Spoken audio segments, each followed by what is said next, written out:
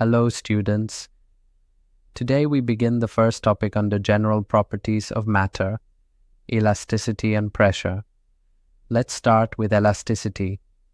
Elasticity is the property of a material by which it returns to its original shape and size after the removal of a deforming force. For example, a steel wire returns to its shape after being stretched. So steel is elastic, but materials like clay or wax do not regain shape. These are called plastic materials. When a force is applied to stretch or compress an object, it develops a restoring force to oppose this deformation. This restoring force per unit area is called stress. It is given by the formula stress equals force divided by area. The SI unit of stress is the Pascal, which is 1 Newton per square meter. Now we come to stress. Stress is the internal restoring force per unit area produced in a material when it is deformed. We define stress as force divided by area. Its unit is Pascal, which is Newton per meter square. There are 3 types of stress. 1. Longitudinal stress, when force is applied along the length. 2. Shearing stress, when force is applied tangentially. 3. Hydraulic stress, when pressure is applied equally in all directions, like in fluids.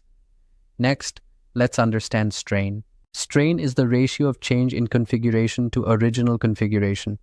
It has no units and no dimensions. Strain is also of 3 types.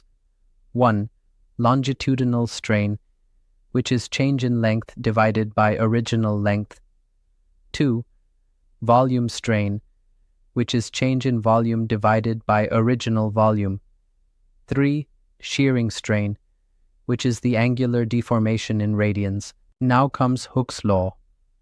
According to Hooke's law, within the elastic limit, stress is directly proportional to strain. That means, if you apply more force, the material deforms more, but only up to a certain point. The proportionality constant is called modulus of elasticity. Let's now discuss the elastic moduli, which are 4 in number. 1. Young's 2. Bulk. 3. Shear, rigidity. 4. Positions ratio. First, Young's modulus. It is defined as the ratio of longitudinal stress to longitudinal strain. In simple words, it measures stiffness of a material when pulled or compressed along its length. Second, bulk modulus. Bulk modulus is the ratio of change in pressure to the fractional change in volume. It measures how resistant a material is to uniform compression. The formula is bulk modulus equals minus change in pressure divided by change in volume upon original volume. The negative sign indicates that when pressure increases, volume decreases. Liquids have high bulk modulus because they are nearly incompressible. Sir, does that mean water has a high bulk modulus? Yes, very good question. Water resists compression, so its bulk modulus is high. Third, modulus of rigidity, also called shear modulus. This is used when a body is subjected to tangential force. It is defined as shear stress divided by shear strain. Fourth, Poisson's ratio. When a wire is stretched, it becomes thinner sideways.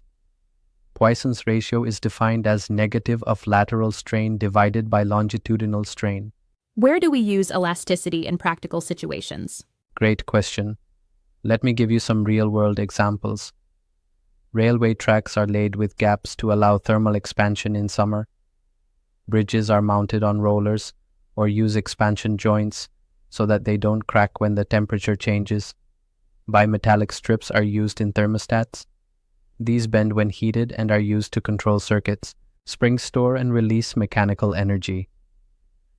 Electric wires are left loose to adjust for temperature-related expansion and contraction.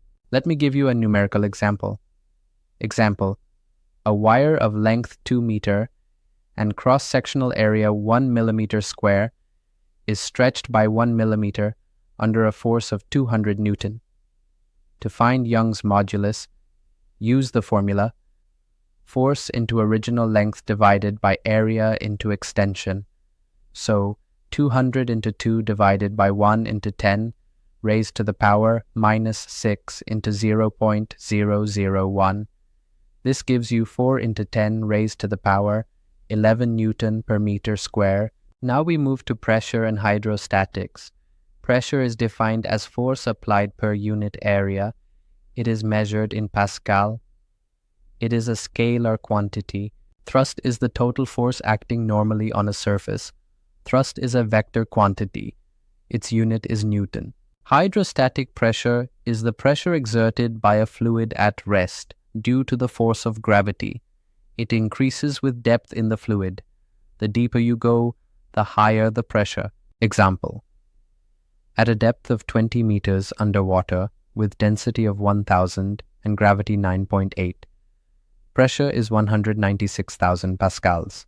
Sir, then why do dams have a wider base? Good question. Water pressure is greater at deeper levels, so the base of a dam is made wider to resist that greater pressure safely. Now comes Pascal's law. It says that when pressure is applied to an enclosed fluid, it is transmitted equally in all directions.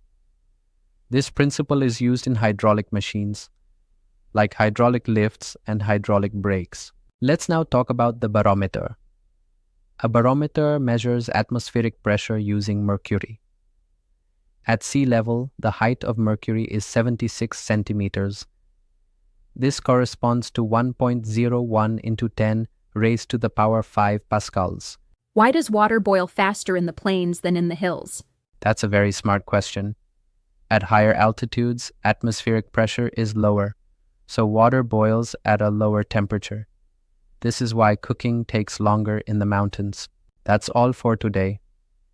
We have discussed elasticity, Hooke's law, types of elastic moduli, real-world uses of elasticity,